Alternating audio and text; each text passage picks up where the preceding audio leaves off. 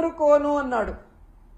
మరి ఈరోజు బిఆర్ నాయుడు గారిని, వెంకయ్య చౌదరి గారిని, సుబ్బారాయుడు గారిని శిక్షించడానికి ఏ కులం చూసి నువ్వు భయపడి ఆగిపోతున్నావు అని అడుగుతున్నా. నీ పక్కన నిన్న పిఠాపురంలో ఉన్నాడు పంతం నానాజీ, ఒక డాక్టర్ కమ్ ప్రొఫెసర్ అయిన ఒక ఎస్సీ మేధావిని గూబ పగలగొడితే నీ కులమని ఆపేస్తావా? శిక్షించకుండా, కేసు పెట్టకుండా? మళ్ళీ పెద్ద పెద్ద డైలాగు, కులం చూసి నేను భయపడను అని. ఆ రోజేమో జరగని తప్పుని జరిగినట్టుగా లడ్డూలో కల్తీ జరిగిందని కాషాయ వస్త్రాలు వేసుకుని తిరుపతిలో నానా హడావిడి చేశారు. ఈ రోజేమో తప్పించుకొని తిరుగుతూ క్షమాపణ చెప్తే చాలంటారు. మీ ద్వంద్వ వైఖరి చూస్తున్నారు.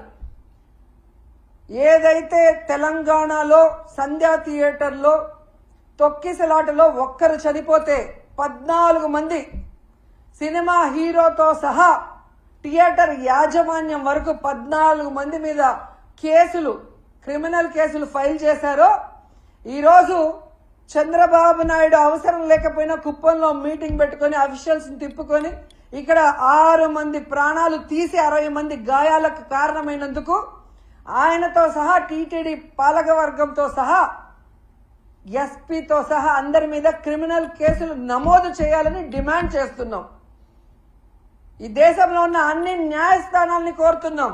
దీన్ని సుమోటోగా తీసుకొని తప్పు చేసిన వాళ్ళ మీద కేసులు పెట్టి విచారించి శిక్షించండి అని కూడా మేము కోరుకుంటున్నాం. ఎంత బాధాకరం అంటే, నా చిన్నప్పటి నుంచి చూస్తున్నాను, కొండ మీద ఇంత తక్కువ జనం ఎప్పుడూ లేరు. టోకన్లు తీసుకున్న వాళ్ళు కూడా చాలా మంది దర్శనానికి రాలేదు అంటే వీరి వల్ల తిరుమల ప్రతిష్ట ఎంత దిగజారిపోయింది, భగవంతుని దర్శనం చేసుకోవాలంటే ఎంత భయం పుట్టిందో ప్రజల్లో మీరు గమనించండి. మొన్న జరిగిన ఇన్సిడెంట్తో తిరుమలనే కాదు, సింహాచలంలో కూడా భక్తుల రద్దీ లేకపోవటం మీరు గమనించాలి. ఎవరైతే ఉన్నారో మఠాధిపతులు బయటికి రండి. హిందుత్వాన్ని, మన దేవుళ్ళని, మన టెంపుళ్ళని ఈరోజు పరువు ప్రతిష్ట దిగజార్చే విధంగా పరిపాలిస్తున్న ఈ చంద్రబాబు నాయుడు, పవన్ కళ్యాణ్కి బుద్ధి చెప్పండి. ఏ హిందూ భక్తుల ప్రాణాలు పోయాయో వారి కుటుంబాలకు అండగా నిలబడి తప్పు చేసిన వాళ్ళని శిక్షించే విధంగా మనమందరం కలిసికట్టుగా పోరాడదామని కోరుకుంటున్నాను. ఎందుకంటే ఈ చంద్రబాబు నాయుడు తప్పించుకునే రాజకీయాలు చేస్తారు. పవన్ కళ్యాణ్ ఏమో సినిమా డైలాగులు చెప్పినట్టు చెప్తాడు కానీ మళ్ళీ ఎక్కడా కూడా ఏం చేయడు.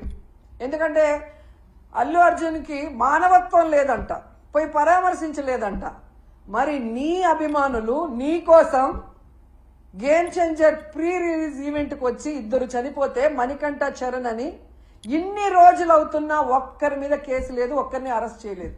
నిన్న నువ్వు పిఠాపురానికి వెళ్ళి ఆ కుటుంబాన్ని పిలిపించి కూడా వాళ్ళని కలవకుండా, వాళ్ళని పరామర్శించకుండా వాళ్ళని అవమానించావు. మరి నీకు మానవత్వం ఉందా అని నేను ప్రశ్నిస్తున్నా.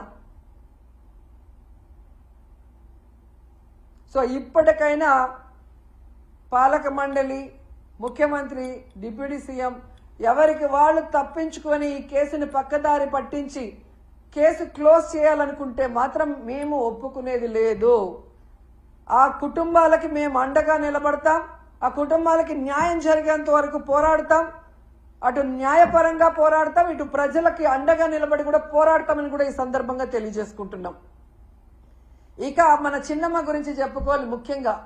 ఎందుకంటే హిందుత్వ పార్టీ బీజేపీ పార్టీ. 6 మంది హిందువులు చనిపోతే 60 మంది గాయపడితే మన చిన్నమ్మ నోట్లోంచి ఒక్క మాట రాలేదు. ఎవరు దీనికి కారణమో వాళ్ళ మీద క్రిమినల్ కేసులు పెట్టాలని డిమాండ్ చేయడానికి చిన్నమ్మకు నోరు రాలేదు. అనవసర విషయాలప్పుడు మాత్రం ఎంత నోరేసుకొని వస్తుందో మనం చూసాం. మొన్న విజయవాడలో కూడా హైందవుల మీటింగ్ ఏదో జరిగింది.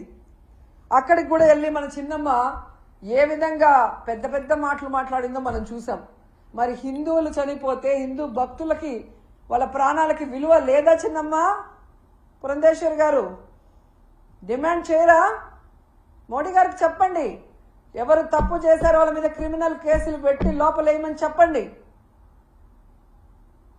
ఇక నీతిమాలిన రాజకీయాలకి తెలుగుదేశం పార్టీలో పరాకాష్ట ఏంటంటే ఎండోమెంట్ మినిస్టర్ చేసిన తప్పుకి క్షమాపణ అడగడు, తనని శిక్షించమని అడగడు. దాన్ని వైఎస్ఆర్సీపీ మీద తోసేయడానికి ఎంత దిగజారిపోవాలో అంత దిగజారిపోయాడో ఆనం రామనారాయణ గారు. జగన్మోహన్ రెడ్డి గారంట చంద్రబాబు నాయుడిని ఈ ప్రభుత్వాన్ని తిట్టడానికి డబ్బులు ఇచ్చాడంట.